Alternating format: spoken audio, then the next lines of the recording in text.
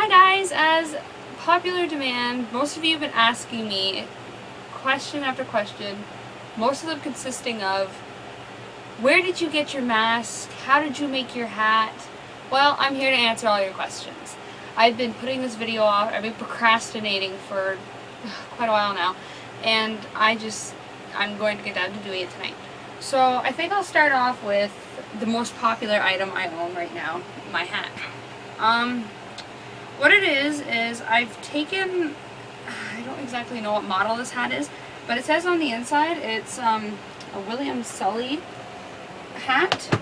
It's Carman's Service. It's in the color green. What I've done with it is I've taken a stencil paint and I just sprayed the hat down. I covered up obviously the beak. The beak was black originally. And sprayed that all down.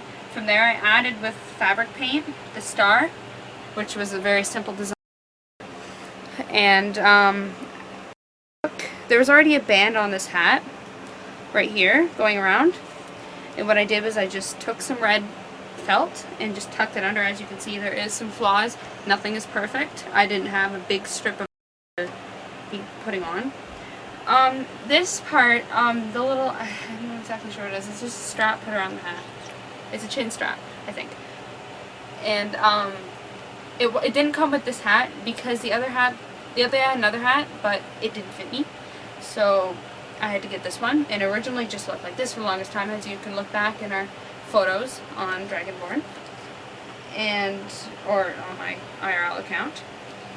And I just took a headband and I wrapped it in black electrical tape, and it pretty much gave the effect I was looking for. Of course, a real chin strap would have looked much nicer than this. The hat itself cost me $25 at an army surplus, about an hour away from here, not even. And you can pretty much get them at any surplus. This isn't the correct hat that's actually used. I believe it's like a Chinese officer or Russian sort of hat. The one I was looking at was much too expensive, and it required painting a bigger amount than I could have gotten out of the bottle of paint I had left. Alright, so that's that. Moving on, we have my other oh-so-popular gas mask. It's a very simple mask. All I did was I got two separate parts. These were not meant for the mask. You will not find anything the exact same as this. You will find similar, but you will not find the exact same. I know US Safety has a mask similar to this. The mouthpiece is all black, and the cartridges are both purple, and they come right on the mask. But I couldn't get it shipped to Canada, so I did what I could, and I went to a local construction outlet and picked up these cartridges. I do not have the name for them anymore. They used to have two green stickers on them that I got rid of. And this is, I believe it's the North mask. It's a North something. I do not remember the last name. It's not put on the mask.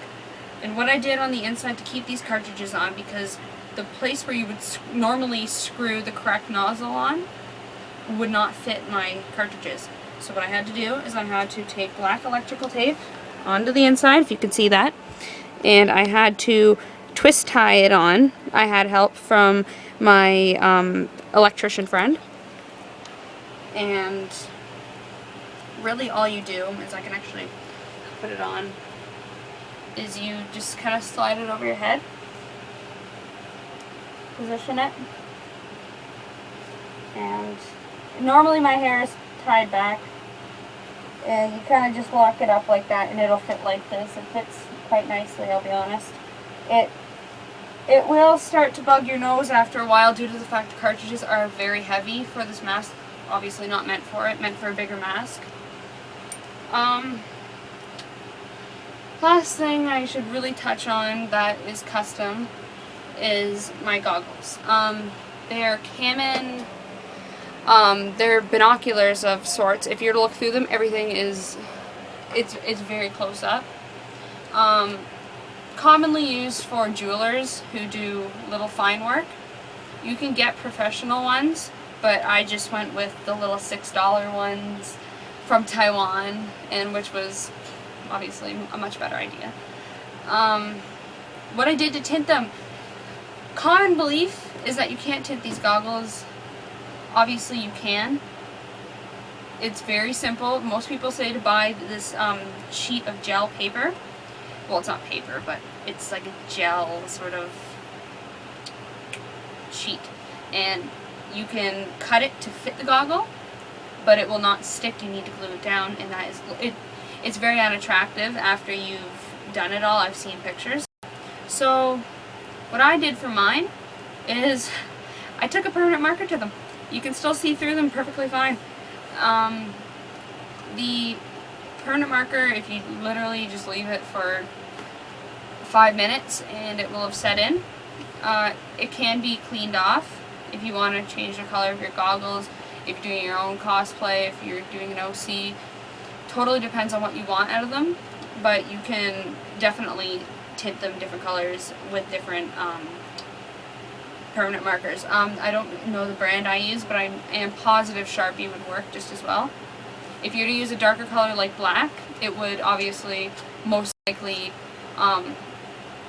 be much thicker than the pink. You can see very clearly through the pink. Obviously everything's pink. And I think that just about wraps up everything.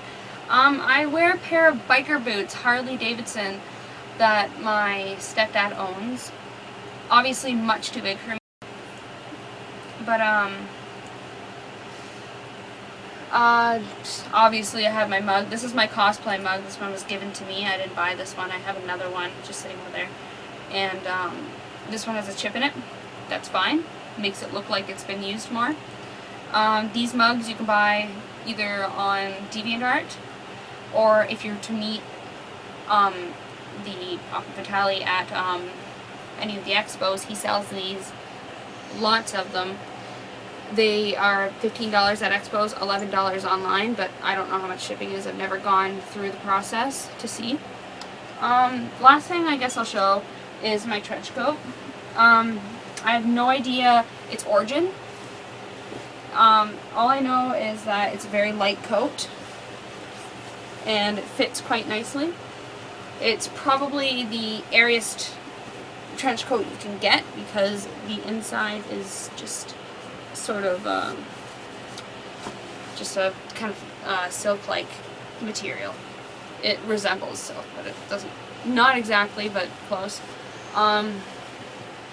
Keep in mind the costume does heat up very fast, and also I will not be selling this to anybody who's given me offers on my mask, my headpiece entirely.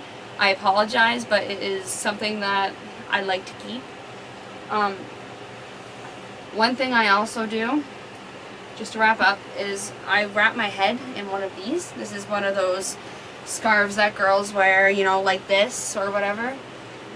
And you can get them from, well, for here in Canada, local Ardennes or Claire's, which is, these will probably be about $5 to $8. The mask, oh yeah, I should have said that. It was originally $45, but I got it at a good price for $25. I got student discount.